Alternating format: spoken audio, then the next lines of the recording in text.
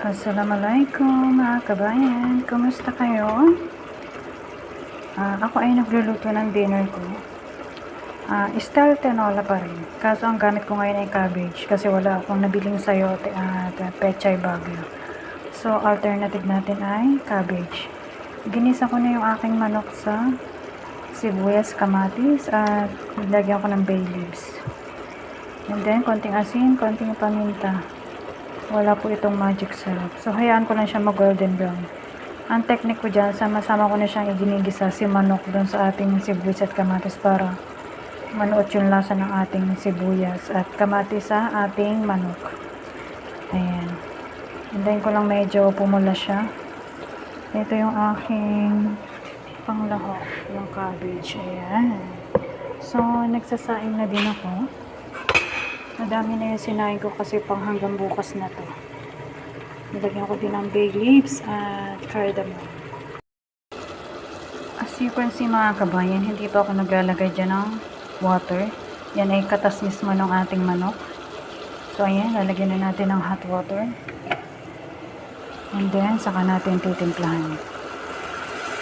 Lalagyan ko pa ito ng 1 tablespoon ng paminta. Kasi gusto ko medyo maanghang kasi medyo malat ako ngayon mga kabayan kasi super init. Alam niyo naman super init ngayon dito sa Middle East. Kaya stay hydrated mga kabayan.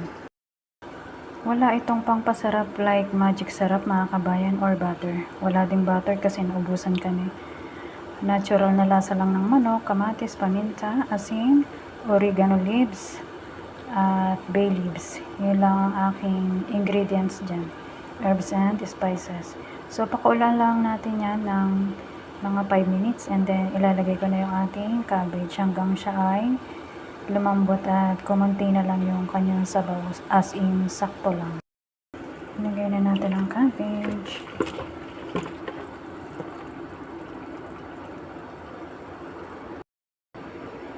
So, pakuluin pa natin ang another 5 to 10 minutes mga kabayan.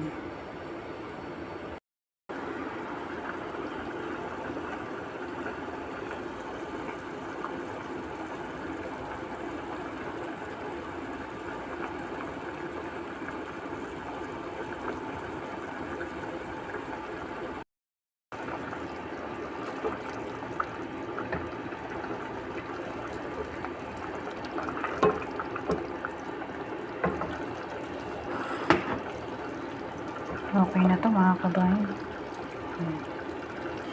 Okay na lang. Dinner is ready.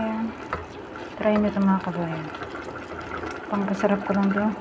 Dito ay bay leaves at nilagyan ko din pala ito ng mismar or cloves. Tayo kumain mga kabayan. Chicken with cabbage and tomato.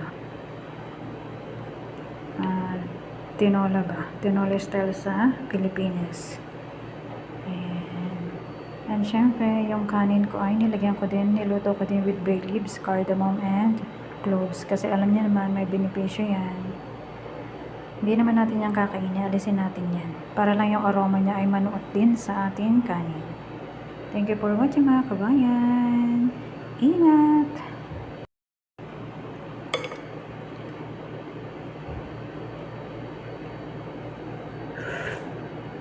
Yummy!